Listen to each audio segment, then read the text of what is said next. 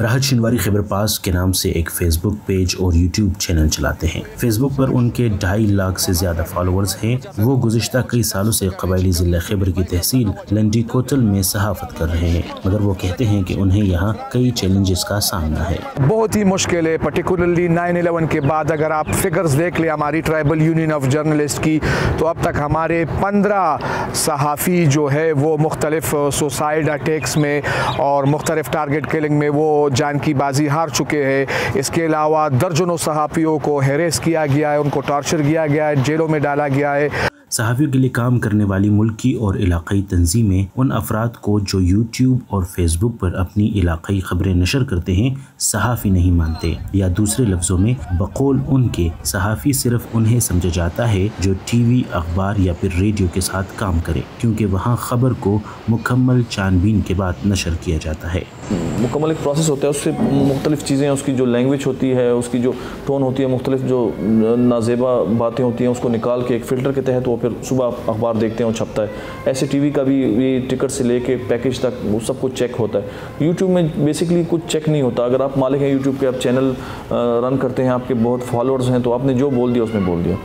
آج news Peshawar bureau کی chief Farzana Khan digital media پر کام کرنے والوں کے لیے کام کر رہی ہیں۔ ان کا کہنا ہے کہ وقت بدل رہا ہے اور مستقبل ڈیجیٹل میڈیا کا ہے۔ اب صحافتی تنظیموں کو صحافی کا تعارف بدلنا ہوگا۔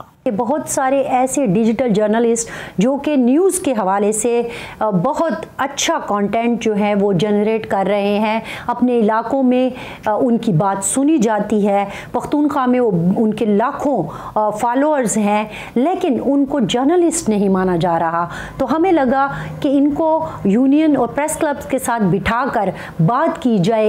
پشاور پریس کلب کے صدر ریاض خان کہتے ہیں کہ اگرچہ یہ لوگ ہمارے فورم کے ممبر نہیں ہیں، لیکن جب بھی کسی شہری کے اظہار رائے کی آزادی پر قدغن لگائی جائے گی تو وہ اپنے فورم سے ان کے لیے آواز اٹھائیں گے۔ پریس کلبز میں یا یونین آف جرنلسٹ میں ان کی نمائندگی نہیں ہے، لیکن جب اظہار رائے کی آزادی کا معاملہ آئے گا، یہ ایک ایسی آزادی ہے، یہ ایک ایسا حق ہے جو آئین آپ کو گارنٹی کرتا ہے، تو یقیناً نہ صرف صحافتی تنظیمیں بلکہ انسانی حقوق کی تنظیمیں بھی ان کے لیے آواز اٹھائیں گی۔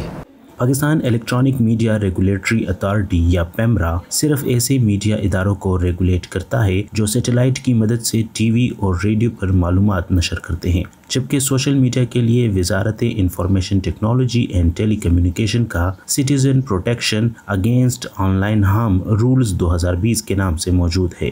راحت شنواری کہتے ہیں کہ مسئلہ صرف آواز اٹھانے کا نہیں، حکومت بھی ایسے صحافیوں کے لیے سخت ضوابط بناتی ہے جو صحافی تنظیموں کے ساتھ رجسٹرڈ نہیں ہوتے۔ ابھی ریسنٹلی گورنمنٹ نے یہ ڈیسیشن لیا ہے کہ جن جرنلسٹ کے پاس ایکریڈیشن کارڈ نہ ہو تو وہ حکومتی ادارے جو ضلعی انتظامیہ سے لے کے ہیلتھ ڈپارٹمنٹ، ایجوکیشن تک، وہ باؤنڈ نہیں ہوں گے کہ ان کو انٹرویو دے۔ تو ایسی صورت میں میرے خیال میں فیوچر میں ڈیجیٹل جرنلسٹ کے لیے بہت مشکل پیدا ہوگی اور ان کے کام پہ اثر پڑے گا۔ خیبر یونین آف جرنلسٹس کے جنرل سیکرٹری کہتے ہیں کہ وہ ڈیجیٹل صحافیوں کے مسائل کے حل کے لیے کمیونٹی کے دیگر افراد کے ساتھ مشاورت کر رہے ہیں۔